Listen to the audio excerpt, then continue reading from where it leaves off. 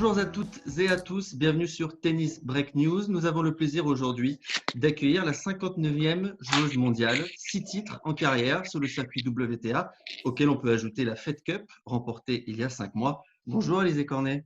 Bonjour à tous. À vos côtés, le responsable France et Benelux de la branche tennis chez New Balance et aussi brand manager France chez Yonex, une marque de raquettes pour ceux qui ne connaissent pas. Bonjour Franck Boucher. Bonjour à tous. Merci de m'avoir invité. Commentateur depuis 10 ans à Eurosport et Canal+, notamment, mais aussi producteur de podcasts qui relient le tennis et la musique. Bonjour Rodolphe Cazuste. Salut Greg, salut à tous. Tu as commenté plusieurs fois Alizé, il me semble. Y a-t-il un match qui t'a marqué?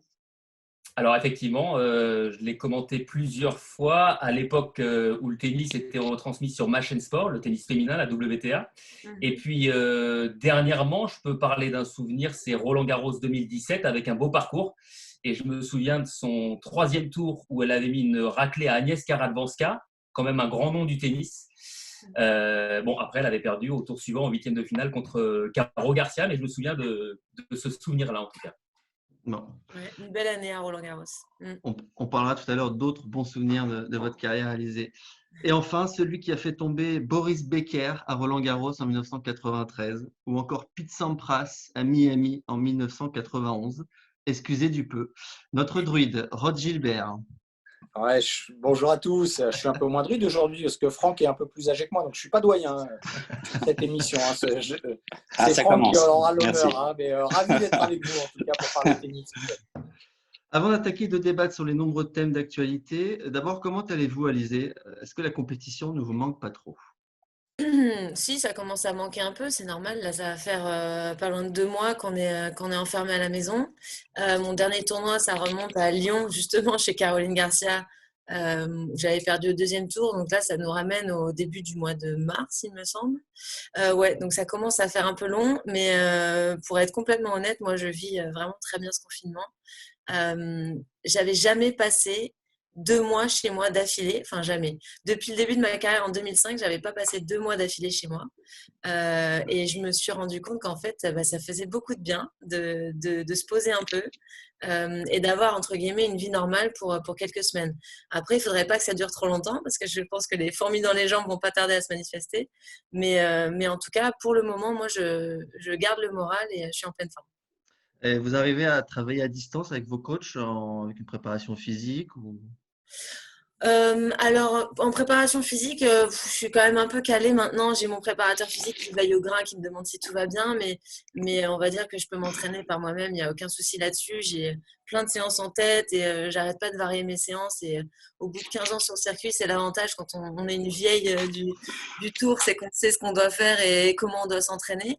Donc là-dessus, il n'y a pas de problème. Et puis après, tennistiquement, je pourrais faire un petit peu plus de vidéos, un petit peu plus de visualisation de mes matchs et tout ça, mais pour l'instant, j'ai laissé la partie tennis de côté parce que on n'a tellement pas de visibilité sur l'avenir que voilà, je veux pas reprendre trop tôt, ni dans la tête, voilà, ni dans la raquette, quoi. Ok. Franck, j'imagine que toi, ton entreprise est touchée de plein fouet par la crise, comme beaucoup. Oui, écoutez, oui, on est vraiment dans une difficulté, en tout cas, par rapport à nos magasins, puisque déjà 100% de nos magasins aujourd'hui sont fermés, que ça soit pour la France, puisque moi je parle pour la France, mais pour quasiment toute l'Europe, maintenant aussi aux États-Unis. Donc la difficulté, elle est forte. Et puis aussi dans notre propre société, puisque New Balance est distribué par le groupe Royer, c'est 80-90% de personnes qui aujourd'hui sont au chômage partiel. Donc la difficulté est forte. Difficile pour nous de aussi communiquer avec nos magasins, puisque comme ils sont fermés, là est vraiment la difficulté. Écoutez, il faut qu'on se batte, il faut qu'on soit aussi nous des guerriers et que ça recommence très rapidement parce que là ça commence à faire long, quoi. Bon, on va voir. Malheureusement, c'est pour l'instant pas prévu. Oui. Rodolphe, plus de matchs à commenter. Comment tu occupes tes journées? Oui, alors c'est vrai que si les joueuses et les joueurs ne sont pas restés n'ont jamais l'habitude de passer autant de temps chez eux. C'est un peu la même chose pour les commentateurs. Ça m'est jamais arrivé de ne pas commenter le match depuis aussi longtemps. J'ai la chance de pouvoir travailler un petit peu, d'écrire un podcast sur le tennis et la musique dont tu parlais tout à l'heure pour le magazine Court. Et puis sinon, c'est assez classique, j'allais dire. Hein, c'est des activités à la maison, les enfants, les devoirs, et puis un peu de lecture, un peu de musique. Et un peu comme Alizé, finalement, le confinement, on peut parfois bien le vivre, et je ne te cache pas que les journées passent assez vite, finalement. Ouais, pour moi aussi, ça passe très vite, c'est étonnant. Rod, il y a 2 semaines pour la première émission, tu étais assez pessimiste sur la possibilité de voir le circuit reprendre en 2020. Est-ce que ta réflexion a évolué depuis 2 semaines? Malheureusement, pas vraiment. Mais encore une fois, j'aimerais vraiment me tromper, j'aimerais vraiment que ça reprenne, j'aimerais qu'il y ait Roland-Garros, j'aimerais qu'il y ait d'autres tournois, que tous les acteurs du tennis puissent de nouveau travailler. Mais les jours passant, ce qui se passe en ce moment aux États-Unis ne nous pousse pas à être très optimistes non plus. Donc, ça évolue pas forcément dans le bon sens. Nous, en France, on commence à parler de déconfinement, mais entre un déconfinement qui va être progressif et que les joueurs et les joueuses puissent retourner sur le circuit, et par la même occasion, nous qui commentons des matchs ou qui coachons ou Franck par rapport aux équipementiers, on n'en est pas encore là. Allez, on ouvre tout de suite. Le premier thème de l'émission, c'est l'actualité qui est brûlante. Avant d'annoncer son annulation, Wimbledon avait prévenu que de toute façon le tournoi ne se jouerait pas à huis clos. L'US Open vient d'annoncer également que le tournoi ne s'organiserait pas sans les spectateurs. Inversement, Roland-Garros, lui, se tient prêt à sacrifier ses tribunes pour maintenir le tournoi. Melbourne aussi serait prêt à jouer à huis clos. On voit donc que le débat anime un peu le monde du tennis. Zverev s'est déclaré lui prêt à jouer, même dans des stades vides. Alizé, comment vous vous positionnez sur ce sujet? En tout cas, j'ai bien fait de venir à ce podcast parce que j'apprends plein de choses, donc c'est cool. Je croyais être à la pointe de l'actualité, mais en fait, je n'étais pas du tout au courant du positionnement des grands chelems par rapport au huis clos. Du coup, effectivement, pour l'US Open, ça me paraît compliqué, vu l'évolution de la situation aux États-Unis. Faire un grand chelem avec le monde que ça implique dans des tribunes bondées fin août, ça va être très compliqué. Moi, concernant le huis clos, j'ai pas trop d'avis en fait. Je ne sais pas comment me positionner par rapport à ça. Ce serait triste, ce serait très triste de jouer sans spectateurs, parce que nous, c'est aussi pour ça qu'on fait ce métier. C'est pour partager, et pas seulement partager avec nos clans et nos équipes respectives, mais aussi avec le public, et de les voir vibrer et de leur donner du bonheur, du plaisir. Et c'est vraiment ça qui nous anime en tant que joueurs de tennis. Mais après, je pense qu'il va y avoir une contrainte financière, qu'il va falloir qu'on va devoir y retourner de toute façon. Et si c'est possible d'y retourner, on sera bien content de pouvoir retourner à la compétition et de pouvoir de nouveau gagner notre argent. Donc, c'est un sujet délicat, mais c'est vrai que ce ne serait pas du tout la même ambiance sans spectateurs, et ça en perdrait vraiment de son charme. Et après, si c'est que temporaire, de toute façon, c'est une situation de crise, donc tout le monde doit s'adapter. Et j'ai envie de dire, on serait déjà très chanceux de pouvoir faire notre métier même à huis clos. Donc, moi, je dirais plutôt oui pour le huis clos. Ok. Les deux Rod, vous commentez des matchs toute l'année. J'imagine que huis clos ou pas huis clos, vous êtes dans les starting blocks pour reprendre le micro. Ouais, c'est sûr. Comme moi, je suis assez, je l'ai dit, pessimiste sur la reprise, mais si reprise il doit y avoir, et j'espère encore une fois vraiment me tromper, évidemment, on est prêt à aller commenter des matchs. Quand on est dans la cabine, à vrai dire, commenter à huis clos ou pas, ça ne nous changera pas énormément. Même si ça fera quand même très bizarre de commenter des matchs avec des tribunes vides. Mais c'est plus les joueurs qui vont être vraiment impactés par ça que nous en cabine. Franck, pour toi, le huis clos, est-ce que c'est une solution de repli? C'est difficile, hein, c'est difficile de répondre à ça. Vaut mieux ça que rien du tout pour moi déjà.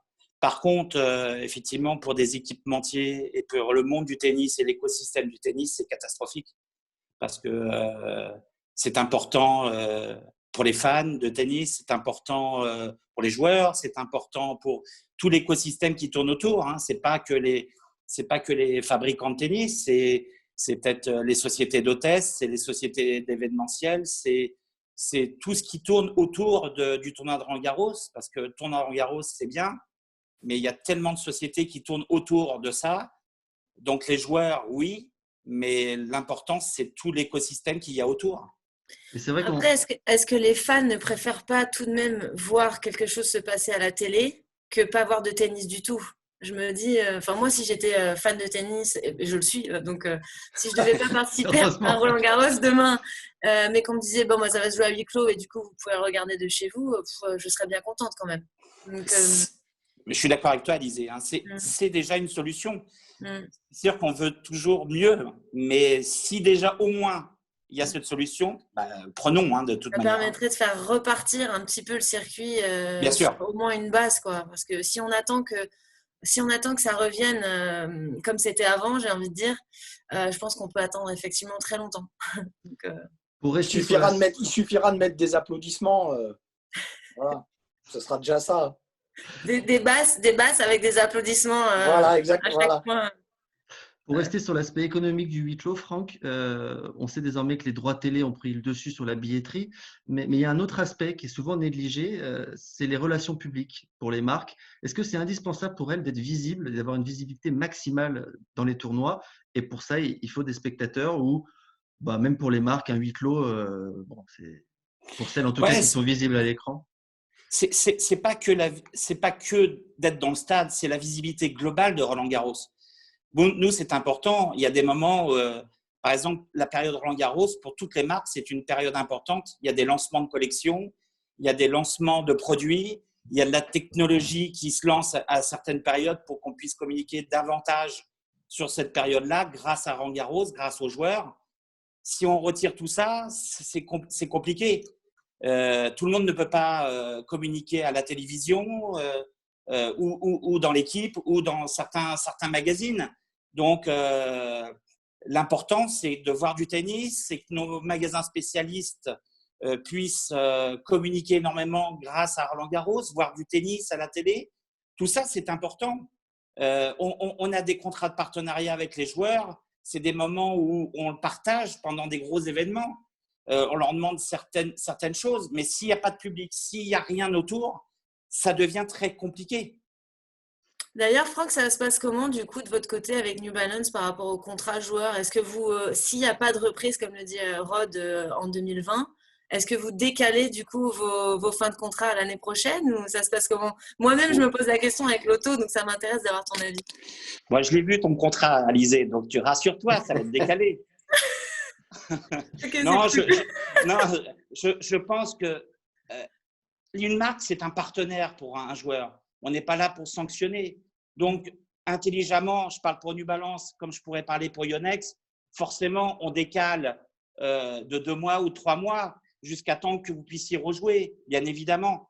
Et ce n'est pas pour ça que du jour au lendemain, on va arrêter de payer, de donner des bonus aux joueurs. Ce qui est important avec nos joueurs, c'est d'avoir la meilleure relation possible, d'être proche d'eux et de les soutenir. Et aussi, inversement, on demande aux joueurs de soutenir le tennis parce que c'est essentiel pour nous. Parce que vous voyez peut-être le côté jeu, comme tu disais tout à l'heure, je vais gagner de l'argent et ça. Mais nous, tout notre écosystème dépend de vous aussi et dépend de tout ce qu'on fait autour. Si on ne vend plus rien, on ne pourra plus rien faire avec vous. On ne pourra plus vous payer, on ne pourra plus vous donner de chaussures, on ne pourra plus vous donner de textiles ou de raquettes. Donc, tout ça, c'est lié et tout le monde est en même temps et tout le monde doit faire beaucoup d'efforts en communication, faire des petits sacrifices de temps en temps. Mais honnêtement, les marques sont toujours avec les joueurs. En tout cas, moi, je suis toujours avec les joueurs. Et c'est essentiel que tout le monde se donne la main. Ouais, il y a une certaine interdépendance dans le tennis, c'est sûr, et il faut l'entretenir. C'est essentiel en tout cas. On espère que la ministre des Sports va vous entendre et va regarder l'émission, Franck, parce qu'elle a annoncé ces dernières heures que le sport n'était pas une priorité nationale par rapport au déconfinement annoncé. Ce qui veut dire quoi? Entre les lignes que on va attendre avant de rouvrir les clubs, on va attendre avant de reprendre les compétitions. Ça peut se défendre, mais venant d'elle qui est censée défendre le sport, c'est pas une bonne nouvelle. Sachant qu'en plus, d'une manière générale, le sport n'est pas vraiment chouchouté dans notre pays par nos représentants politiques. Qu'est-ce que ça vous inspire? Alors, je vois Rod Gilbert qui bouillonne. Rod Ben, parlera peut-être oui. mieux de moi, puisqu'apparemment il la connaît. Mais moi, je trouve ça catastrophique de faire une annonce pareille, parce que la meilleure représentante et l'ambassadrice du sport en France, c'est la ministre du Sport. Quand j'entends qu'elle dit « le sport ne sera pas la priorité », je comprends même pas comment on peut sortir ça, parce que c'est essentiel qu'elle soit le meilleur support pour nous, le meilleur support pour les athlètes, le meilleur support pour les marques de sport, le meilleur support pour les clubs, pour les licenciés, pour les athlètes. Tout ça, c'est important.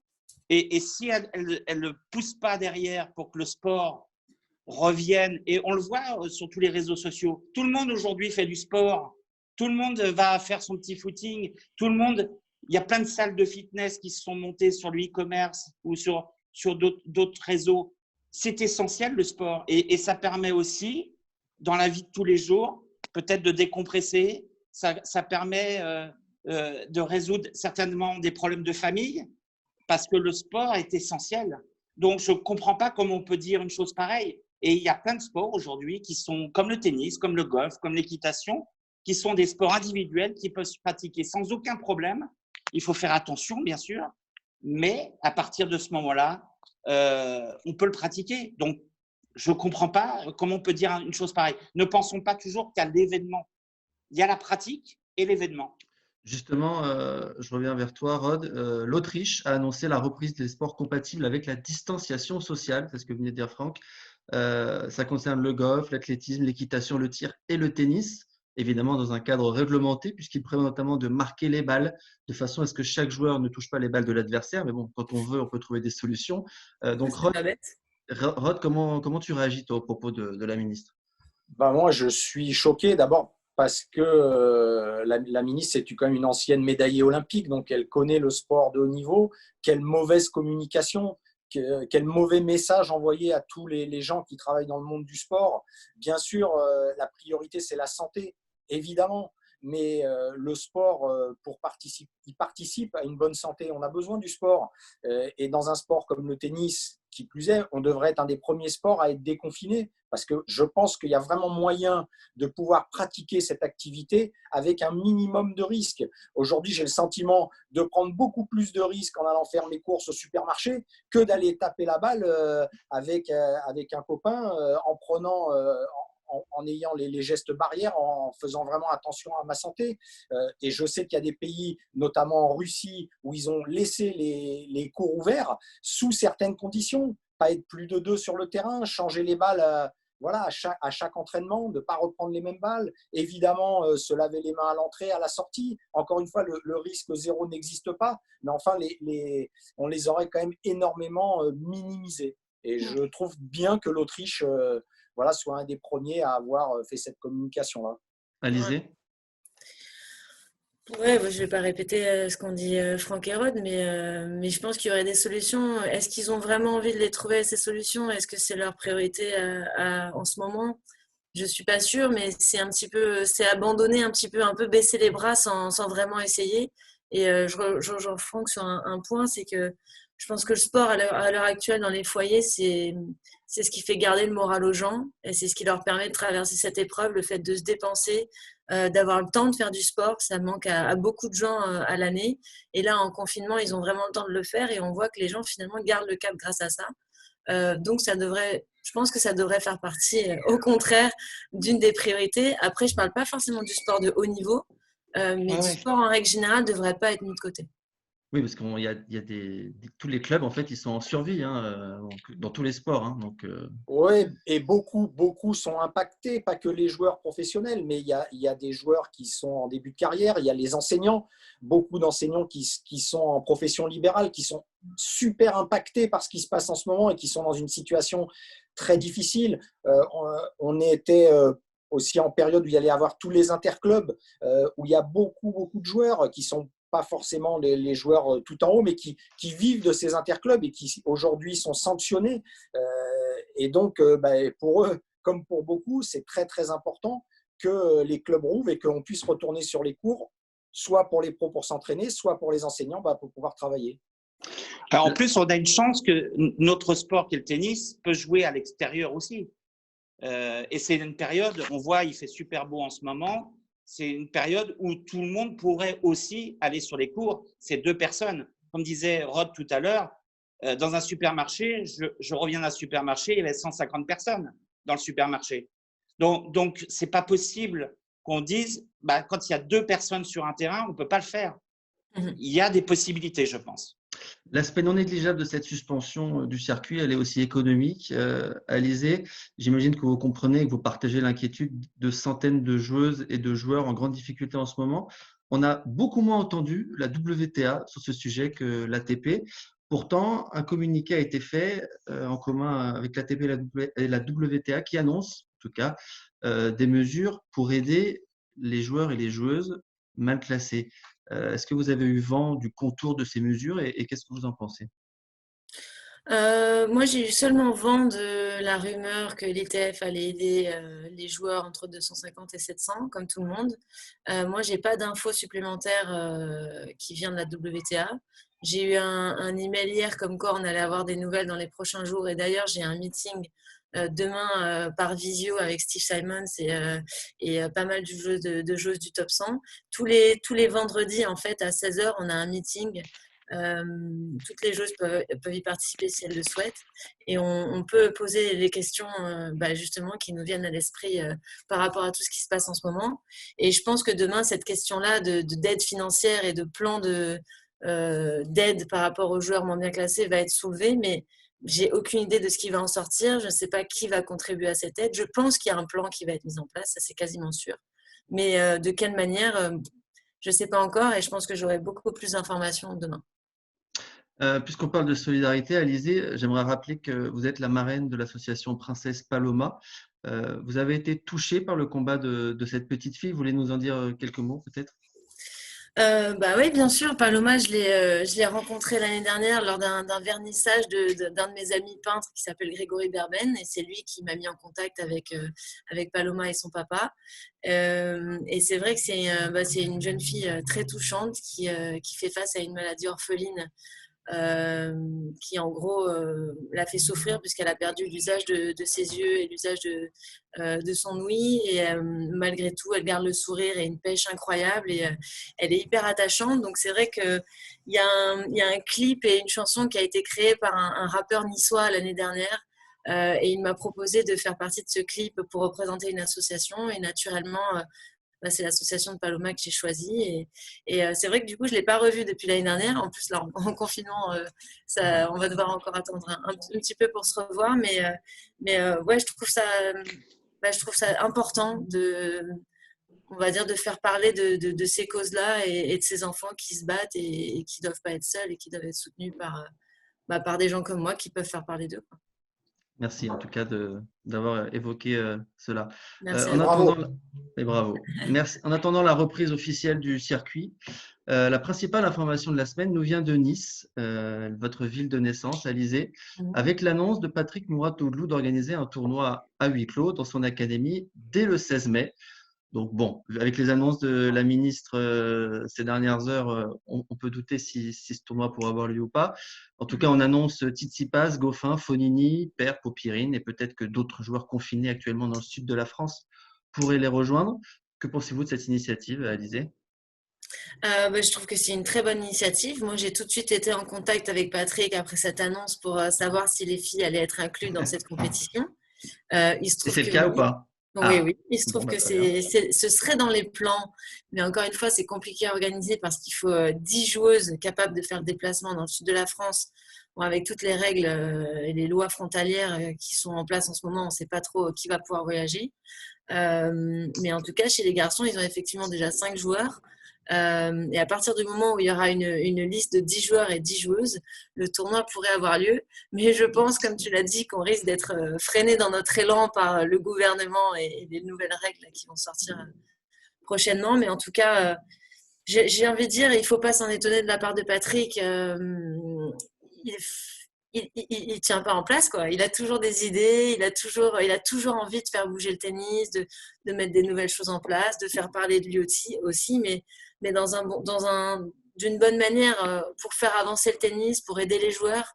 Et là, je pense que cette compétition qu'il veut mettre en place, c'est vraiment complètement novateur. Et ce serait fabuleux pour nous que ça ait lieu, mais voilà, beaucoup d'incertitudes là-dessus. Et c'est dommage parce que moi, j'habite à 25 minutes de l'académie. C'est là où je m'entraîne à l'année, donc ce serait vraiment idéal pour moi que ce tournoi ait lieu, quoi. Rodolphe Casse-Juste, tu en penses quoi? Alors moi, je suis un tout petit peu partagé. Évidemment, l'initiative, le fait qu'il y ait ce tournoi qui puisse permettre aux joueurs, aux joueuses de jouer, c'est quand même leur métier, leur passion. C'est une super initiative. Pour ensuite l'idée aussi que ça soit retransmis, c'est aussi une bonne chose parce qu'il y a des fans de tennis qui ont envie de voir des professionnels jouer. Je suis un petit peu plus réservé sur l'idée qui a été évoquée d'en faire un circuit parallèle, parce que là, on est dans un moment particulier. Le circuit parallèle, pour moi, c'est un petit peu malvenu, c'est peut-être un peu trop fort comme expression, mais on a déjà un souci de gouvernance entre l'ATP, l'ITF, on a aussi un problème de communication entre les instances dirigeantes, on a plusieurs compétitions, on a parlé de la l'ATP Cup, de la Coupe Davis, ça ferait une chose de plus, une compétition parallèle de plus, et à mon avis, il faut profiter de cette période de crise pour au contraire aller dans l'autre sens et essayer de s'unir. Voilà, je pense que c'est ça l'idée principale. Après, le tournoi en lui-même, c'est une bonne idée. En plus, il y a l'idée de mettre des nouvelles règles en place, ça peut être une sorte de laboratoire. Moi, je suis un peu peut-être vieux con, un peu conservateur. Il n'y a pas beaucoup de nouvelles règles qui me plaisent. Moi, ce qui me plaît à la limite, ça serait le fait qu'on puisse laisser les joueurs et les joueuses s'exprimer un peu plus. Le no-let aussi, j'aimerais bien qu'on l'essaye un peu plus. Le reste, un peu moins, mais je suis ouvert à tout. Hein. Donc voilà, l'initiative est bonne à la base. Je suis d'accord avec toi sur le circuit principal. Moi, j'avais vraiment une vision qu'à court terme, là, sur les 2-3 prochains mois où on sait qu'il n'y aura pas de circuit. Et c'est vrai que le tournoi qui va se passer à l'Académie Mouratoglou, c'est sur 5 week-ends. Et ça pourrait combler un peu ce manque d'activité, ce manque d'actualité tennistique. J'avais pas pensé au circuit parallèle qui comptait faire. Et ça, effectivement, pour moi, je suis un peu moins partante. Il y a déjà trop d'intervenants. Il y a peut-être déjà trop de tournois, déjà, peut-être. Ouais, il y a trop de tournois. Le calendrier est surchargé. Il y a la Lever Cup qui nous montre à quel point, quand on veut faire un truc parallèle, parfois, ça peut aussi empiéter sur le circuit. Du coup, ça, je suis un petit peu moins fan. Mais sur les 2 mois qui arrivent, si on pouvait créer une sorte d'émulation tennistique, ça ne me dérangerait pas. Non, ça, c'est sûr. Rod, justement, ce circuit parallèle, comme le disait Rodolphe, aura ses propres règles. Il y en a une notamment qui a un code de conduite allégé qui permettrait aux joueurs de péter les plombs en toute liberté. Bien sûr, il y a Per et Fonini qui ont été invités. Et en toute impunité. Et Cornet aussi. Voilà. Qu'est-ce que tu en penses? Et Kyrgios qui tape à la porte tous les jours parce qu'il veut aussi pouvoir venir. Mais on peut en trouver s'il n'y a que ça. Si on des gars qui veulent péter des raquettes et gueuler un bon coup, on peut en trouver. Hein. Ils sont juste, c'est un petit peu aseptisé le circuit en ce moment. Voilà, malheureusement. Mais ouais, ce serait pourquoi pas une bonne idée, voilà, d'avoir des règles un peu assouplies, surtout au côté arbitrage. Voilà, moi, je partage l'avis de Rodolphe. Les initiatives sont bonnes à prendre à court terme. Elles me paraissent un peu prématurées. Moi, le 16 mai, j'y crois pas beaucoup, mais ça me paraît un peu tôt, mais pourquoi pas, tant qu'il y aura du tennis, ça reprend, qu'il peut y avoir des matchs, que les gens peuvent voir un peu de tennis. On a envie d'avoir du live un peu, hein, ça fait un petit moment que ça ne nous est pas arrivé. Hein. L'espoir fait vivre, Rod. Il faut rester optimiste. Tout à fait. Non, mais je suis positif, mais pas forcément confiant sur une date de reprise au 16 mai. Ouais, moi non plus, j'avoue. Franck, pour conclure cette partie sur Mouratoglou. Moi, je connais très bien Patrick. C'est quelqu'un que j'aime beaucoup et qui a, comme disait Alizé, plein d'idées, plein de choses. Je pense qu'il y a de bonnes idées à prendre. Il fait quelque chose de différent des autres. Il propose.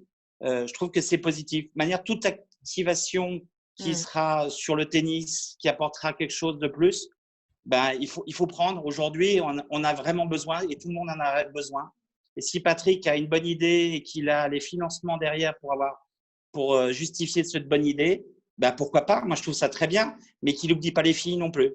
Parce que t'inquiète pas, j'y veille. 10 filles en France, il peut trouver. Hein. Il y en a certaines, elles peuvent venir à la nage. Hein. Messieurs, est-ce que vous aimez lire? Ah oui. Bon, alors moi, je vais être le vilain petit canard. C'est bien, au moins, tu es honnête. Je lis pas. Voilà. Ok. En dehors de BD, je ne lis pas. Vous auriez pu Mais lire par contre, je suis un pendant- grand fan de BD. Ok. Bon, alors la BD, ça ne sera pas pour aujourd'hui. Vous auriez pu profiter de ce confinement pour lire le livre d'Alizé Cornet. Malheureusement, sa sortie a été repoussée à plus tard. On en parle tout de suite. C'est le quart d'heure de l'invité. Avant de parler de ce projet de livre, Alizé, on va essayer d'en savoir un petit peu plus sur vous avec la flash interview. 5 questions, 3 réponses possibles. Mais Wow. avant que vous donniez vos réponses, messieurs, vous allez tenter de deviner la réponse d'Alizé. On va voir lequel d'entre vous la connaît le mieux. Est-ce que tout le monde est prêt? Prêt. Première question. Quel est le joueur préféré d'Alizé? Nadal, Federer ou autre? Nadal. Rod, Je Autre. dirais Nadal aussi, moi. Autre. la bonne réponse, Alizé. Rafa, Bravo. Pourquoi Rafa? bravo. Oh, je commence Ah, mal. Pour tout ce qu'il représente en termes de tout, déjà le joueur que c'est, le champion, son palmarès, son attitude sur le court, sa combativité, son humilité hors du court, sa sympathie, enfin tout ce qu'il représente en fait. Ce joueur me plaît de A à Z. Je suis beaucoup inspirée par tout ce qu'il apporte dans le monde du tennis. Et puis, voilà, c'est un guerrier. Il baisse jamais les bras, il bronche jamais. Il est là pour se battre du premier au dernier point. Et il a une résilience hors du commun. Et je l'admire énormément pour ça. Rod, est-ce que tu as eu l'occasion de t'entraîner avec lui? Je sais que tu as déjà fait des Non, sparring partners avec malheureusement, Djokovic. malheureusement, je partage la vie d'Alizé. Moi, il y a beaucoup de valeurs chez lui que j'apprécie. Je l'ai côtoyé avec les joueurs que j'entraînais parce qu'ils se sont entraînés avec lui. J'ai eu la chance de taper et avec Federer et avec Djokovic, mais pas avec Nadal. Et c'est quelque chose qui me manque parce qu'en plus, il est gaucher. Alors, c'est vrai que ça m'aurait bien plu un peu d'avoir la sensation. Je ne sais pas si Alizé a déjà eu l'occasion de taper la balle avec lui, mais avoir la Non, sensation. je tiens à garder mon épaule, quoi, parce que vu comment il tape la balle à l'entraînement, je passe mon tour. Alizé, vous avez battu 2 fois Serena Williams en 2014, même 3 fois, je crois, en carrière, à Dubaï et à Wimbledon, alors que l'Américaine était numéro 1 mondial à l'époque quand même. On imagine que ces victoires sont ancrées dans votre mémoire avec beaucoup de fierté. Bah oui, évidemment, c'était une belle année pour moi cette année-là en 2014 puisque c'est l'année où je suis revenue dans les 20, j'ai fini l'année 19e mondiale et c'est vrai que j'avais atteint la finale de Dubaï qui est un gros tournoi sur le circuit WTA en battant Serena pour la première fois en demi-finale en 2-7 et puis après j'avais renouvelé entre guillemets l'exploit à Wimbledon, donc pas sur ma surface de prédilection et pourtant cette année-là j'avais été inspirée comme jamais. Cette fois-là, je l'avais battue en 3-7. Et puis en plus, la petite histoire vraiment spéciale derrière cette victoire, c'est que la veille de mon match contre Serena au 3e tour de Wimbledon, j'avais fait l'aller-retour à Nice pour les funérailles de ma grand-mère, qui était décédée la semaine d'avant. Et du coup, je ne m'étais absolument pas entraînée en amont de ce match. J'avais fait l'aller-retour à Nice la veille. J'étais revenue le soir à Londres à 22h. J'avais très peu dormi. Et j'étais arrivée sur le court en mode, bon, allez, de toute façon, j'ai rien à perdre. Voilà, le fait d'avoir perdu ma grand-mère et tout ça, ça m'avait fait prendre un recul pas possible sur les choses. Et puis, en fait, je l'avais fait, quoi. C'était un hommage pour bon. elle, du coup. Quoi? C'était un hommage, du coup, en quelque sorte. Ouais, complètement. J'avais été comme guidée, portée par quelque chose qui me dépassait un petit peu. Et c'est définitivement la plus belle victoire de ma carrière. Deuxième question. Quel est le coup que rêverait de réussir Alizé en match? Service à la cuillère, twinner ou autre? C'est quoi le premier? J'ai pas entendu, pardon, je fais Service à la cuillère, un twinner ou autre? Twinner, c'est quoi? Winner. Twinner, c'est le coup entre les jambes. Twinner. Pour moi. La réponse, Alizé? C'est ça, twinner. Je m'entraîne des heures et des heures durant, mais j'ai pas le touch, quoi. Il y a un truc qui se passe. Alizé, il faudrait demander à Benoît Paire. Peut-être, lui, il sait faire, lui, ça. Non, mais même mon copain, il sait le faire, donc c'est la honte, quoi. Ça va, je déconne. Alizé, vous avez beaucoup fait évoluer votre jeu ces dernières années, notamment en coup droit. Sur quoi vous aimeriez encore travailler les prochaines années qui arrivent?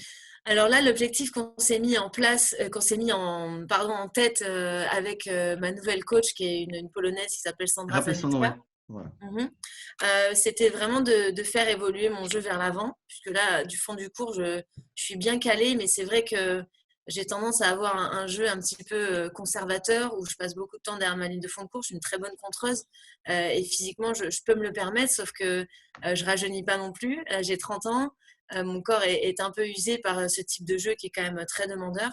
Et puis, j'ai envie de me faire plaisir, en fait. J'ai envie de kiffer mes dernières années sur le circuit. Et j'adore le jeu au filet. Ça se voit pas parce que je monte pas tant que ça pendant les matchs, mais j'ai une bonne main au filet et j'adore ça et je sens plutôt bien le jeu au filet. Mais c'est juste qu'il faut se créer les opportunités pour monter. Donc voilà, ça se travaille, ça se prépare une montée au filet pour monter dans de bonnes conditions. Et c'est vraiment ce sur quoi on a mis l'accent en période foncière, c'était le service et le jeu vers l'avant. Et j'avais vraiment bien réussi à le mettre en place à Saint-Pétersbourg et tout. J'étais vraiment sur la bonne voie. Et là, voilà, bon, le corona m'a un peu freiné dans mon élan, mais c'est ce sur quoi j'ai vraiment envie de mettre l'accent à la reprise et puis pour les dernières années qui me restent. Très bien. Troisième question. Dans quelle série télé Alizée a-t-elle joué? Plus belle la vie, l'Instit ou autre? C'est l'Instit. Facile, l'Instit, ça va. Ouais, c'est L'Instit, T'as facile, pas c'est répondu. facile. L'instit. C'est Raconte- là qu'on l'a découvert. Enfin, moi, c'est là que je l'ai découvert. Ah, génial. Racontez-nous cette expérience, Ça Alizée. vous savez pourquoi ça m'avait frappé? Parce que c'est rare quand il y a des séries ou des films sur le tennis de voir quelqu'un qui sait jouer. En général, les acteurs savent pas super bien jouer au tennis. Et là, on voyait qu'il y avait déjà il y avait un petit quelque chose quand même. Racontez-nous cette J'avais expérience. la Est-ce que prise ça, comme ça, mais je jouais bien. Ouais. est-ce que ça vous a donné envie aussi de tenter, pourquoi pas, l'aventure du cinéma après votre Non. carrière? Non. Non, pas du tout. C'était un one-shot. Ouais, one shot, complètement. J'ai eu d'autres propositions après, et ma mère me l'a avoué 10 ans plus tard. J'étais trop énervée contre elle. Genre, il y avait Joséphine Ange Gardien qui m'avait proposé et tout, mais ma mère avait dit non, elle veut pas être actrice, elle veut être joueuse de tennis. Et de toute façon, je me serais pas lancée là-dedans parce que moi, ma passion, c'est le tennis. Et c'était une magnifique expérience d'un tournage de 3 semaines. De voir un peu comment ça se passait finalement en coulisses, de voir comment se déroulait le tournage d'un film. Ouais. Et donc, c'était hyper intéressant. Et je me suis fait plein de copains, j'ai adoré. Et le résultat final, moi, je l'ai trouvé plutôt sympathique. Et puis au moins, comme le dit Rod, les images de tennis, ça ressemblait à quelque chose. Et l'histoire était vraiment d'actualité puisque ça parlait d'un père qui poussait sa fille à être une championne alors qu'elle n'en avait pas envie. Et malheureusement, je ne sais pas comment ça se passe aujourd'hui, je pense que c'est encore le cas. Il y a encore des cas, oui. Ouais, à mon époque, c'était vraiment, vraiment d'actualité. J'avais plein de filles autour de moi, de ma ligue et d'ailleurs, qui étaient poussées à fond par leurs parents alors que ce n'était même pas leur rêve. Et voilà, donc je trouvais que c'était un sujet qui était intéressant à aborder et puis je me suis régalée. Voilà. Parfaite transition pour la quatrième question. À quel âge Alizée a-t-elle commencé le tennis? 4 ans, 6 ans ou autre? 6 ans, moi je dis. 4 ans. 6 ans. 4 ans. Réponse, Alizée? Ouais, je crois que j'avais même pas 4 ans. Ouais. Même pas. J'ai perdu. 4 ans quand j'ai tenu une raquette dans les mains pour la première fois. Ouais. Vous êtes devenu pro à seulement 15 ans. Bon, c'est pas banal quand même. C'est donc votre 15e saison sur le circuit, vous le disiez en début d'émission. Quel regard portez-vous sur l'évolution du tennis féminin depuis vos débuts? Ouf, il y a une sacrée évolution. Dans quel sens? Moi, personnellement, par exemple, j'ai l'impression de mieux jouer au tennis maintenant que quand j'avais 18 ans. Pourtant, quand j'ai eu 18 ans, je suis rentrée dans les 20. À 19 ans, j'étais 11e mondiale. Je jouais très bien au tennis, il n'y avait pas de souci. Et je pense que j'avais aussi pas mal joué sur l'effet de surprise. Mais en termes de tennis pur, je sais faire plus de choses maintenant. Je joue mieux sur surface rapide. Et mon jeu a vraiment évolué. Et pourtant, que c'est dur de rester dans les 30, 40, 50 meilleures mondiales parce que le tennis est devenu hyper compétitif. Les joueuses, c'est toutes des athlètes de haut niveau. En fait, je pense que c'est surtout ça qui a vraiment évolué. C'est que à l'époque, moi, je me souviens, il y avait une fille qui s'appelait Martina Müller. Je m'en souviens encore, elle était 50e mondiale. Moi, j'avais 18-19 ans. Et la fille faisait que des ronds. Mais je vous assure, elle faisait que des ronds. Elle était 50e mondiale et elle courait partout. Et j'ai envie de dire, en ce moment, ce ne serait pas possible qu'une fille qui fait que des ronds soit 50e mondiale. C'est dépassé, c'est impossible. Les filles frappent tellement fort, elles sont tellement athlétiques, elles sont tellement préparées que dans le top 100, voire le top 150, ça joue l'acier. Et du coup, pour rester à ce niveau-là, il faut travailler dur, il faut pas lâcher l'affaire, il faut faire évoluer son jeu, il faut se maintenir en forme physiquement. Et c'est pas facile. Donc, moi, je trouve que c'est super excitant pour les gens de voir cette évolution du tennis féminin et de voir que finalement, tout le monde peut battre tout le monde à n'importe quel niveau d'un tournoi. Et voilà. Alors, pour les parieurs, c'est pas cool parce que du coup, on sait jamais ce qui va se passer. Mais je pense que pour le fan de tennis, c'est plutôt sympa d'avoir cette incertitude-là sur le résultat, quoi. Je rebondis justement avec les deux Rod qui sont là. On a vu beaucoup de joueuses, comme disait Alizé, pas inconnues, mais arriver à gagner des grands chelems ou à aller très loin en grand chelem sans vraiment beaucoup d'expérience. Est-ce que c'est une bonne chose? Est-ce que c'est signe d'une bonne santé? Est-ce que ça veut dire que ça bouge? Ou comment vous analysez-vous les différences quand même entre le circuit masculin qui est quand même très ancré, dominé par des légendes depuis des années, avec une hiérarchie qui a du mal à être bousculée, alors que chez les filles, ça bouge beaucoup, quoi. Ouais, moi je trouve ça plutôt bien. Après, on a un peu de mal à s'y retrouver parce que toutes les semaines, c'est souvent une nouvelle joueuse qui gagne.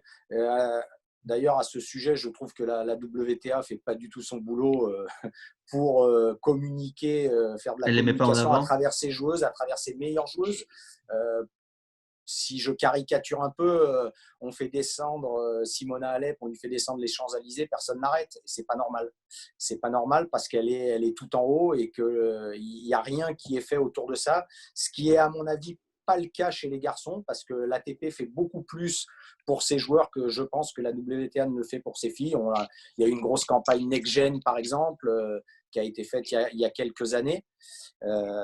Donc, ce serait bien que le public puisse s'y retrouver un peu plus. Mais c'est vrai que pour les joueuses, en ce moment, il y a surtout tout en haut, je trouve qu'il y a des places à prendre. Il y a moyen vraiment de tracer sa route, ce qui est moins vrai chez les garçons, tant il y a une domination des trois qui sont là depuis un moment. Et si je peux ajouter, ouais, Greg, moi je suis d'accord du coup avec Alizé et Rod. Il y a beaucoup de critiques et on entend souvent le même discours qu'il n'y a pas, il y a pas de joueuses qui sont chefs de file du circuit WTA. Moi, ça ne me gêne pas vraiment. Et je dois avouer qu'avant de commenter un tournoi du Grand Chelem, et par exemple Roland Garros, que je commente avec Rodolphe Gilbert, moi je trouve ça passionnant de se dire qu'il y a 20, 30 joueuses, presque 30 parfois, qui peuvent gagner. Ce n'est pas le cas dans le circuit masculin. Et on a beaucoup de critiques là-dessus, parce qu'il n'y a pas assez de joueuses soi-disant fortes qui sont devant les autres. Mais je trouve ça plutôt passionnant. Et et là, je suis totalement d'accord avec Rodolphe Gilbert, c'est plutôt la communication, je trouve, qui est mal faite de la WTA. Les joueuses, et justement, cette émulation n'est pas assez mise en avant pour moi. Ouais, je rebondis là-dessus. Tu vois, une fille comme Ashley Barty, qui est numéro 1 mondial, il n'y a pas grand monde qui sait qu'elle l'est. Elle a quand même un jeu extraordinaire. Franchement, à regarder jouer, c'est vraiment une nana qui a un super tennis. Et je trouve qu'on devrait la mettre un peu plus en avant, elle qui est tout en haut de la hiérarchie aujourd'hui. Merci, messieurs, pour ce petit focus sur la WTA. Dernière question. Dans 10 ans, en quoi aimerait se reconvertir Alizé? C'est une question un peu, peut-être même elle ne le sait pas encore. Coach, directrice de tournoi ou autre? Autre. Maman. Et donc, c'est pas vraiment une reconversion, mais. Et c'est pas dans les c'est un plans. vrai métier. C'est un vrai métier. Ah oui, ça, c'est un vrai métier, mais c'est pour ça que je suis pas sûre d'être qualifiée pour l'instant. Alors, est-ce qu'il y a une reconversion qui vous intéresse dans le tennis? Actrice. Elle l'a dit tout à l'heure. Non, mais dans le tennis. Ah, dans le tennis. Il faut que ce soit dans le tennis. C'est dans le tennis. Après, si c'est pas dans le tennis, du coup, c'est autre. En fait, moi, mon objectif de vie, c'est… Alors, dans 10 ans, en plus, j'aurai 40 ans, ça commence à faire lointain. Ou avant. Non, mais c'est dès la fin de votre carrière.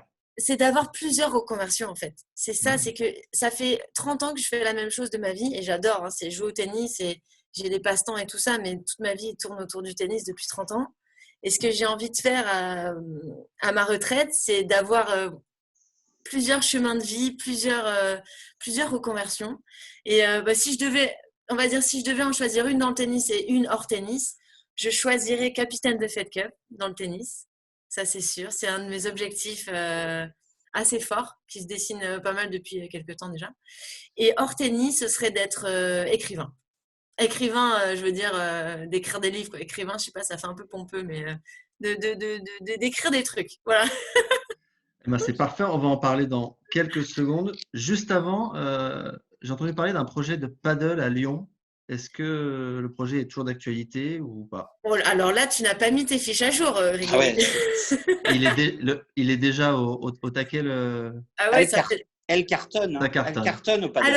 Alors attention, ce n'est pas mon projet. Je tiens à le préciser parce qu'à chaque fois je le dis, on a associé ce projet à moi, mais en fait moi j'ai juste investi dans ce projet-là, mais c'est le projet de mon frère Sébastien qui a tout fait tout seul de A à Z. C'est vraiment un projet de malade qu'il a réussi à faire naître de rien du tout, d'un terrain vague. Il a construit l'un des plus gros clubs de paddle de France. Depuis quand il Dans la est banlieue de Lyon, opérationnel? et c'est ouvert depuis quand même plus de 2 ans. Donc, Oh, ça va. Oui, non, mais ça va. ouais, mais quand même. Non, mais ouais, ça s'appelle Esprit Paddle, c'est à Saint-Priest. Et effectivement, comme le dit Franck, ça cartonne fort. Enfin, du moins, ça cartonnait fort avant le confinement. Mais j'ai aucun doute que les gens reviendront vite pour se dépenser après le déconfinement. Vous jouez au padel, donc, j'imagine. J'adore ça, mais je joue pas assez parce que je manque un peu de temps. Mais j'ai déjà fait 2 tournois mixtes avec mon copain et on les a gagnés. D'ailleurs, l'un c'était au Cap d'Agde et Franck t'étais là et on avait gagné, c'était il y a quelques années. Mais j'aime beaucoup ça, ouais. En tout cas, bravo messieurs, vous connaissez vraiment pas mal Alizé. Ouais, pas mal. Ouais. Le sujet maintenant qui nous intéresse évidemment, racontez-nous un peu ce projet de livre. De quoi allez-vous parler dans ce livre? Et est-ce que vous avez toujours aimé écrire? Alors oui, j'ai toujours aimé écrire depuis que je suis toute petite. Je pense que quand j'ai appris à écrire, j'ai justement commencé par faire des BD. Ça t'aurait plu, Rod? Ah ouais, je suis preneur. Hein. Ouais, non, mais enfin des BD d'une fille de 4 ans, c'est quand même pas hyper intéressant. Ouais. Mais... Un peu moins peut-être, je sais pas. Donc je sais pas. J'ai fait des BD. Non, mais en fait, je suis très talentueuse quand il faut écrire, mais je ne sais pas dessiner. Donc du coup, après, j'ai dévié vers quelque chose qui me correspondait plus. C'était à 10-11 ans, j'ai commencé à écrire des poèmes. Donc j'ai écrit des dizaines et des dizaines de poèmes. C'était mon passe-temps préféré. Entre 2 matchs, j'écrivais tous mes états d'âme dans mes poèmes. Et puis c'est vrai que j'ai toujours écrit des journaux intimes. J'ai toujours passé beaucoup de temps à écrire. C'était un peu ma thérapie en fait d'écrire. Donc je me suis fait la main comme ça. Et j'avais un objectif un peu dans ma bucket list de ce que je voulais faire avant de mourir. Comme certaines personnes le font, on fait une liste et puis après on coche ce qu'on a fait. Moi, c'était d'écrire un livre avant 35 ans. Et au final, un matin, l'année dernière à Wimbledon, je me suis réveillée. Et j'ai eu comme une sorte de révélation. Je me suis dit, mais pourquoi j'attendais 35 ans pour écrire un livre alors que je me sens prête à le faire maintenant? J'ai plein de choses à raconter. Je sens que j'en ai les capacités. Je vais me lancer puis on va voir ce que ça donne. Et en fait, j'ai écrit ce bouquin en l'espace de 4 mois seulement. Qui parle Donc de ça quoi? commence à Qui parle de Wimbledon. votre carrière? C'est un mélange en fait de plusieurs choses. C'est pas une autobiographie dans le terme strict de la chose. C'est plutôt un mélange de carnet de bord et d'autobiographie. Donc ça retrace, mais vraiment rapidement mon parcours depuis que je suis gamine, très rapidement. Et puis après ça parle surtout de ce qu'on vit au quotidien nous en tant que joueurs de tennis. La difficulté de ce sport, la difficulté mentale de ce sport aussi et le cheminement mental que j'ai fait au cours de ces dernières années avec ma découverte de la méditation et comment j'ai réussi à me calmer sur le cours, comment j'ai réussi finalement à être moi-même. Et puis après, il y a plein d'anecdotes, c'est ponctué d'anecdotes de tournois, parce qu'il m'en est arrivé des anecdotes en 15 ans. Je pense que j'ai fait beaucoup parler de moi en bien et en moins bien, malheureusement. Et du coup, c'est un peu les coulisses de ces anecdotes. Et puis en fait, comme je l'ai écrit en activité entre Wimbledon et la finale de Fed Cup, je raconte aussi ce qui se passe à Wimbledon, ce qui s'est passé à l'US Open, ce qui s'est passé sur la tournée asiatique. Et je finis sur ce point d'orgue de cette finale gagnée en Fed Cup. Et voilà. Et en fait, le livre s'est écrit tout seul et je me suis régalée à l'écrire. Et quand je l'ai envoyé à des éditeurs, j'ai eu des retours tellement bons qu'en fait, Amphora a décidé j'ai choisi Amphora pour l'éditer, pour le publier en septembre. Voilà, ça devait être en mai à la base, avant Roland. Et au final, avec le Corona, ça a été décalé en septembre. Mais comme Rod me dit qu'il me met le moral à zéro en me disant qu'il n'y aura pas Roland Garros, du coup, je suis un peu dans l'incertitude par rapport à mon bouquin. Mais voilà, j'espère qu'il sortira pour pouvoir le partager avec vous tous. Quoi. En tout cas, on prendra beaucoup de plaisir à le lire. Je le trouve pas trop mal. Après, vous me direz ce que vous en pensez. Ça marche. Vous écrivez aussi des romans pour votre plaisir. Eux ne sont pas publiés. C'est quoi comme type de roman? C'est des histoires d'amour, des romans policiers? Ouais, là, je me suis lancée sur un truc, mais purée, entre écrire une histoire qu'on connaît déjà à l'avance, donc sa propre histoire et son autobiographie, c'est tellement plus simple en fait que de créer une histoire de rien du tout et de faire avancer une histoire avec des personnages et tout ça. J'ai pris une base d'une histoire vraie en fait et voilà, je l'ai faite à ma sauce. Et là, c'est vrai que je galère, hein, c'est pas facile, mais en fait, c'est un passe-temps tellement agréable. Hier, j'ai écrit par exemple de 11h à 3h du matin, j'ai pas vu les heures passer. Donc, en ce moment de confinement, je trouve que c'est important qu'on se trouve des passions dans lesquelles on se sent bien et qui nous épanouissent, quoi. Et voilà, moi, c'est l'écriture et on verra ce que j'en fais de ce manuscrit. On sait jamais, peut-être dans 10 ans, il sera publié, qui sait. Parfait, on l'espère pour vous. Merci Alizé. Est-ce que je peux vous garder 5 minutes de plus avant de faire le Ouais, quiz? ça marche. Super. On sait que la frontière entre la politique et le sport est mince et Novak Djokovic l'a franchi cette semaine en se déclarant contre le vaccin obligatoire et laisse entendre qu'il pourrait refuser de reprendre la compétition si on le contraignait à se faire vacciner. Bon, voilà, c'est une décision personnelle qu'il faut respecter. Évidemment, les réseaux sociaux se sont donnés à cœur joie pour le critiquer. Rod, comment tu as réagi à cette annonce? Moi, je comprends, je connais un tout petit peu Djokovic, je vois un peu comment il fonctionne. C'est un genre de gars qui n'a pas du tout envie de se faire vacciner, voilà, que ce soit de ça ou d'autre chose. Et ça lui fait, à mon avis, assez peur, comme beaucoup de gens qui détestent les vaccins. Donc, s'il peut continuer à jouer sans se faire vacciner, eh ben, il n'hésitera pas. Voilà. Donc, ça ne me choque pas plus que ça. Chacun est libre. Voilà, je ne peux pas imaginer une seconde qu'on va obliger tout le monde, tous les joueurs, tous les intervenants du tennis à se faire vacciner pour pouvoir aller sur les tournois. Rodolphe? Oui, c'est son avis. Je ne connais pas personnellement Novak Djokovic, mais je peux effectivement imaginer qu'il est plutôt contre les vaccins. Voilà, on connaît l'importance de ce qu'il fait très attention à son corps. Voilà, bon après, moi, je suis plutôt pour les vaccins. Donc, on va dire je ne suis pas non plus étonné qu'il y ait eu des réactions à ce qu'il a dit, parce que dans la période actuelle, c'est forcément un peu polémique de dire ça maintenant. Voilà. Franck? C'est difficile de parler pour ça, mais moi, personnellement, j'aimerais pas, parce que j'ai horreur des piqûres. Ça serait très compliqué pour moi de faire un vaccin, même si j'étais obligé de le faire. Après, chacun est libre. Tu pourrais pas faire de contrôle antidopage non plus, alors, hein? Ah, non, c'est peut-être pour ça que Djoko dit rien. Hein. Non, je sais pas. Si c'est une obligation, pourquoi pas, mais je vois pas comment on peut obliger quelqu'un de faire ça, quoi. Le Serbe a fait… Je crois que Safine le soutient, par contre, sur le fait que lui aussi, il n'aurait pas fait le vaccin. Le Serbe a fait parler de lui aussi dans un live Instagram avec Stan Wawrinka à propos de la popularité du Big Three. On le sait, un thème sensible pour le numéro 1 mondial. Djokovic a déclaré « Quand j'ai démarré ma carrière, j'ai dit que je voulais être le numéro 1 et les gens se sont dit qui est-il pour oser challenger Roger et Rafa. C'était donc moi contre le reste du monde et j'ai trouvé ça injuste. » Vous trouvez vraiment injuste que le Serbe soit moins apprécié par les fans de tennis que Roger et Rafa, Alizé? Oh purée, là c'est un sujet très très épineux. Attention à ce que tu vas dire. Non. Après, c'est un fait. Hein. C'est vrai que voilà. Maintenant, Voilà. est-ce que c'est lui par sa personnalité qui a causé ça, ou est-ce que il est malheureusement arrivé quelques années après Roger et Rafa et que ces 2-3 années-là ont fait que il avait pris trop de retard en termes de popularité, ou est-ce que lui Non. est un peu responsable aussi de ça?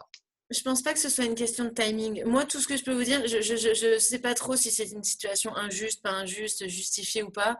Moi, ce que je peux vous dire, c'est que Djoko, il est moins apprécié aussi sur le circuit que Rafa et Roger. Du coup, il y a peut-être une corrélation entre l'image qu'il dégage et sa popularité. Mais c'est vrai que sur le circuit, en tout cas, chez les filles, il n'est pas très apprécié, tandis que Rafa et Roger sont…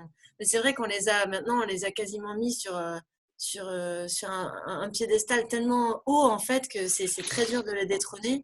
Et ils sont tellement attachants. Puis en plus, maintenant, ils ont vieilli, ils sont arrivés à maturité, ils s'entendent bien. Enfin, il y a une sorte de… Ouais, c'est la fédale mania, quoi. Et c'est très dur pour Djoko de trouver sa place là-dedans. On est d'accord, Franck, ça n'a rien à voir avec le côté sportif, puisque Djokovic est clairement l'égal des deux autres. Mais en termes d'image pour les marques, comment tu analyses, toi, cela? C'est vrai qu'aujourd'hui, Djokovic est un petit peu moins vendeur que Federer ou Nadal. Après, peut-être que c'est sur certaines sorties qu'il fait. Des fois, il ne s'est pas très bien placé ce qu'il dit. Je ne sais pas. Ou alors, il veut tellement se mettre en avant qu'il en rajoute, alors qu'il n'a vraiment pas besoin, parce que certainement, ça va être lui qui aura le plus grand nombre de grands chelems à la fin. Peut-être. Djokovic a rajouté qu'il ne pensait pas avoir contribué à ce déficit de popularité, mais que c'était plutôt lié à l'excellence de ses deux compères, je cite, charismatique, sympa, humble et deux grands champions. Bon, belle opération de communication ou au contraire, tu penses, Rodolphe, qu'il a contribué, lui, à ce déficit d'image?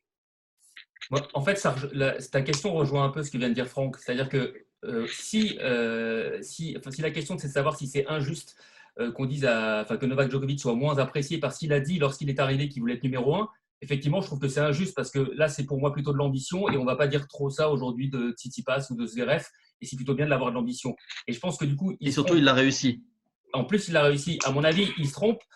C'est justement quelques opérations de communication pas très très bien réalisées qui font qu'il est, selon moi, moins apprécié par le public. Après, je parle pas en interne, mais je pense que c'est plutôt ça. Ou aussi des comportements qu'il y a eu parfois sur le court, avec un peu d'arrogance quand il gagne un match, ou des moments où il appelle le kiné, et on sait qu'il y a des joueurs ou des spectateurs qui trouvent qu'il le fait trop souvent.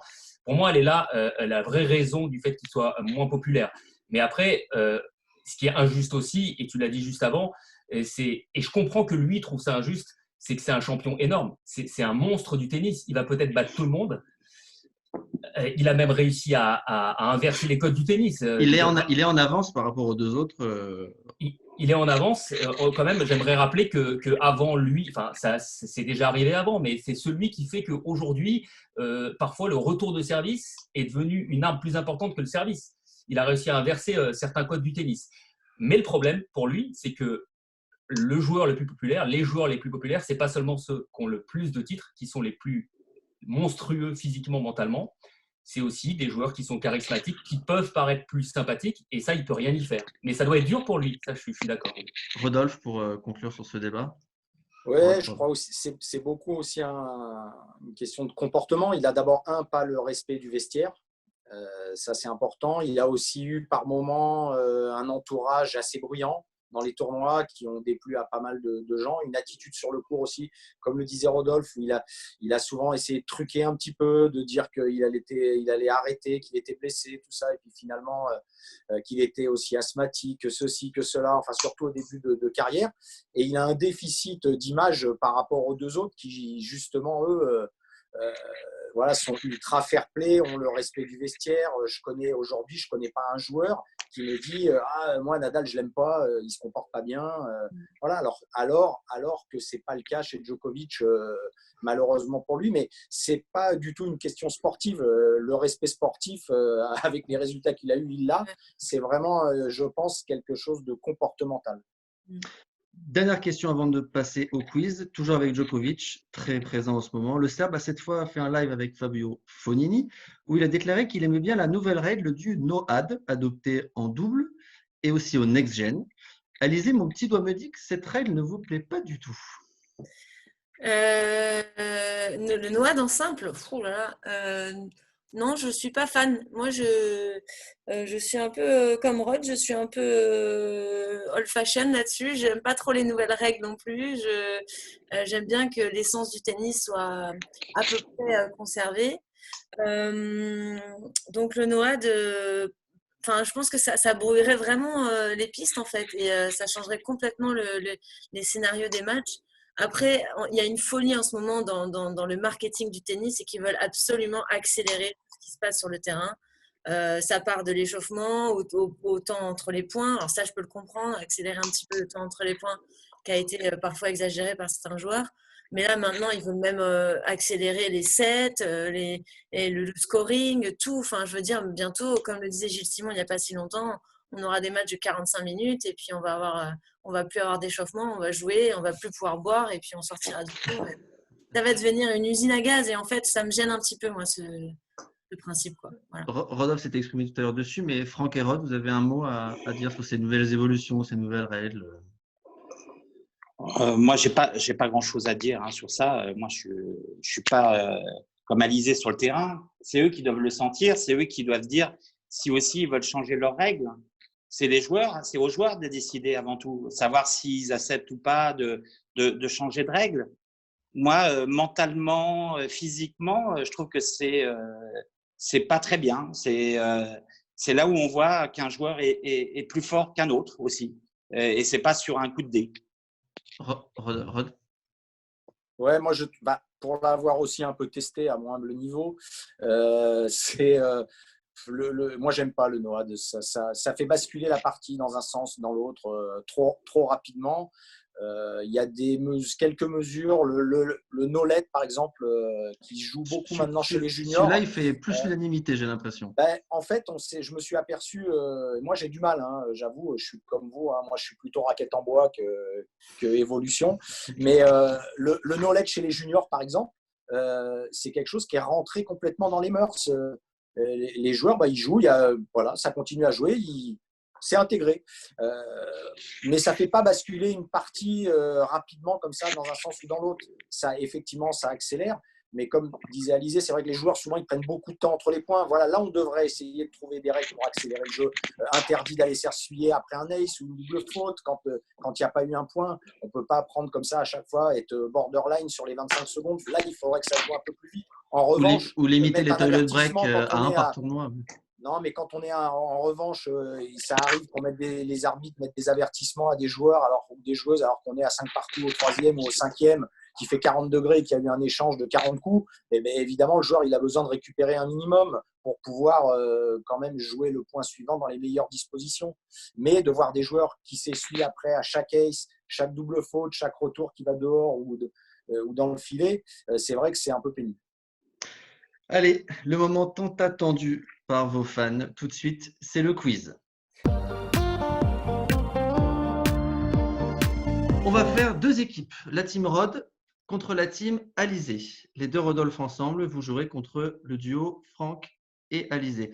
À tour de rôle, vous devrez me citer les joueuses et les joueurs français qui ont été au moins une semaine dans leur carrière dans le top 20 mondial. Vous aurez 5 secondes pour répondre à chaque fois, à tour de rôle. À la fin des 2 minutes, la team qui m'aura cité le plus de bonnes réponses remportera le quiz. Pour savoir qui commence, vous devez me dire, à votre avis, combien il y a de joueuses et de joueurs à me citer. Alizé.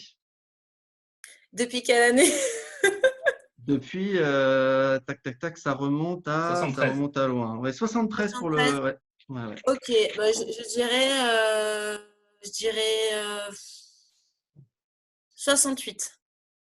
Rod? 55. Ok. Donc c'est Rod le plus proche, vous êtes très haut. Pour info, il y a 18 hommes et 16 femmes, À peine. dont Alizé. Donc ça veut dire qu'il n'y a donc plus que 15 femmes à citer. Légende en fait. Et 18 hommes, tout à fait. Je vous donne quelques secondes pour réfléchir déjà à une liste de noms. Donc c'est la team Rod qui commencera. En attendant, donc j'annonce que la team gagnante fera gagner une paire de Lave, les chaussures que porte Milos Raonic chez New Balance, d'une valeur de 145 €. Yeah. Donc voilà, vous ferez un heureux. On est parti, 5 secondes à chaque fois. On commence avec la team Rod. Un nom, s'il vous plaît. Tsonga. Tsonga est une bonne réponse. Et je coche en même temps. Alizé, Franck. Vas-y, Alizé. Caroline Garcia est une bonne réponse. Les Rod. Yannick Noah. Noah est une bonne réponse. Alizé, Franck. Un chanteur. Vas-y Franck. Le Comte. J'allais dire le même, on est connectés. Ah oui. Les Rod. Allez, Forger. Forger, c'est bon. Alizé, Franck. Tsonga. Tsonga déjà dit. Grosjean. Si, Tsonga déjà dit. Ah. Par qui? J'ai un coup, ça a coupé, j'ai pas entendu. C'est Rod. Grosjean est une bonne réponse. Simon, les alors. Rod. Les Ah, Rod. merde. C'est bon. Cédric Pioline. Cédric Pioline, c'est bon. Ok, Gilles Simon. Alizé, Franck. Gilles Simon, c'est bon. 4 partout pour l'instant. Rod. Gaël, mon fils.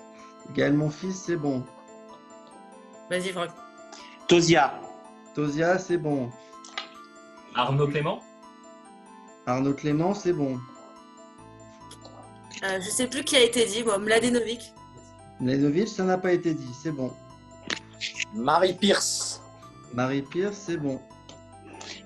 Testu. Testu, c'est Testu, Ouais, c'est bon, 9e, bravo. Oui. Les Rod. Julia Lard. Oh, joli, 7e. Mais il fallait le garder pour la fin, ça, Rod. Ouais, hein. ouais. C'était ouais. belle. J'ai failli le dire tout à l'heure, mais je vais regarder. Il était bien. Alizé, Franck? Ah, ouais, bah, vas-y. Bah oui, Mauresmo n'a pas été dit, c'est vrai. On enchaîne. Thierry Tulane. Thierry Tulane, c'est bon. Pas Vas-y, d'erreur Franck. pour l'instant. Julie Allard. Mais non, elle Déjà vient dit. d'être dit. Déjà Non, dit. non, non. Non, c'est bon, pardon, j'en ai un. Gasquet. Gasquet, c'est bon.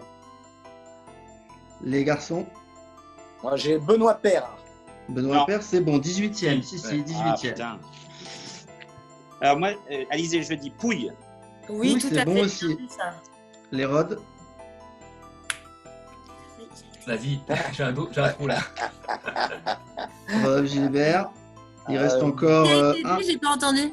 Il reste encore 1, 2, 3, 4, 5 garçons. Et 1, 2, 3, 4, 5, 6, 7, 8, 9 filles. Putain. Oh là là. Je vais. Attends, c'est un autre jeu là. Non, c'est à vous. Ah, ah oui, parce que les 5 secondes sont passées. C'est à vous. Alizé et Cornet. Paul-Henri Mathieu. Alors, et Mathieu, c'est bon. Les garçons, Rod, peut-être François Geoffrey, non? François Geoffrey, 20e. Ah, 74, il était là encore, 20e, 74. bravo, en 1974. Oh, la chance. Ah, attends. Alizé, Franck. Vas-y, Alizé. De Chi, c'est bon. Ah, de chi. Les garçons, et après, ce sera la mort subite. On va atteindre les 2 minutes. J'allais dire de chi. Rod, les deux Rod, attention. Euh, Ah, ils vont perdre. 3, 2, Ah 1. Mais non, ils ont perdu. Ils ont perdu. Bonjour. Bartoli. Non. Bartoli. purée. Mais oui. Oh, Bartoli. il Et il y en a manquait- plein d'autres. Mais il y en a plein d'autres. Il manquait Euh, Bartoli, alors Françoise Dur, bon ça datait un peu. Ah bah ouais. Golovin. Tatiana Golovin, Golovin, tout à fait. Aravan Rezaï, Mais oui. Virginie Razzano, Radzounette. Arnaud Beuch Ah oui. pour Ah les ouais. garçons, et Nicolas Escudé et Fabrice Santoro. Oh, bah, Ouais, les- on est indéfendable, Rod. Hein, on est On indéfendable. les avait tous, personnellement, nous. J'ai honte Bien joué, Ah bah, Franck. de moi. La Je team sors Alizé- François Geoffrey, on n'a pas. Il nous manque des évidents quand même. La team C'est pas Alizé a possible. donc gagné. On fera donc un tirage au sort parmi ceux qui avaient mis team Alizé. C'est toujours important de laisser gagner les invités quand même. On avait été bien briefés. Hein. Merci en tout cas à vous tous pour cette émission. Merci beaucoup Alizé de nous avoir C'était un donné plaisir, de nos merci. 7 heures avec nous et pour tous vos fans et tous les passionnés Merci, de les tennis. gars. Est-ce que je peux Merci. dire quelque chose, Grégory? Bien sûr Franck, vas-y. Je voulais quand même dire que je suis très content d'avoir fait cette émission et je te remercie. Et très content d'avoir fait l'émission avec Alizé pour qu'elle montre son vrai visage. Parce qu'Alizé, c'est quelqu'un qui, vous voyez, elle rigole, elle a un magnifique sourire. C'est quelqu'un de très intelligent, qui a bien géré sa carrière, qui est une fille très sympa et très fidèle, en tout cas. Et c'est important de le dire parce qu'il y a beaucoup de gens qui la critiquent parce qu'ils ne la connaissent pas du tout. Alors, c'est vrai que de temps en temps, sur le terrain, même moi, je dis, elle est folle, qu'est-ce qu'elle fait? Plus Mais elle maintenant. n'arrive pas à se contrôler toujours. Comme certains joueurs qui sont hyper sympas, comme des Benoît Paire ou des Marc Giquel, qui pètent un plomb. Des hypersensibles, ouais. Voilà, qui pètent un plomb de temps en temps sur le terrain. Mais en dehors, c'est quelqu'un de très gentil et très sympa et très fidèle. Et garde ce sourire parce que tu vas faire plein d'autres choses après le tennis grâce à ça. Ah, merci, Franck. Tu vas me faire pleurer. Arrête. Ouais. Mais non, mais non. Quart d'heure émotion. Bon, on Et, pourra rien et mon rajouter à Rod, ça. et mon Rod, et le Rod, Merci beaucoup. voilà, et le Rod, pareil, personne très sympa, un grand coach qui est, et en plus c'est un très bon joueur et très sympa en amitié aussi. Donc merci beaucoup en tout cas de m'avoir invité parce que je pense que c'est important de bien parler du tennis et du sport. Merci. Merci Franck. Merci, Franck. On vous Merci à réinvitera. vous tous. On te réinvitera du coup. C'est sympa, avec grand plaisir en tout cas. Merci. Bon allez, la prochaine émission dans à peu près 2 semaines, ce sera Grégoire Barrère à votre place Alizé. Donc on sera aussi ravis de faire sa connaissance. Ouais, il est Merci très à tous. cool. Allez, prenez soin de Merci. vous. Bye. Ciao. Merci, au revoir, ciao. Ciao.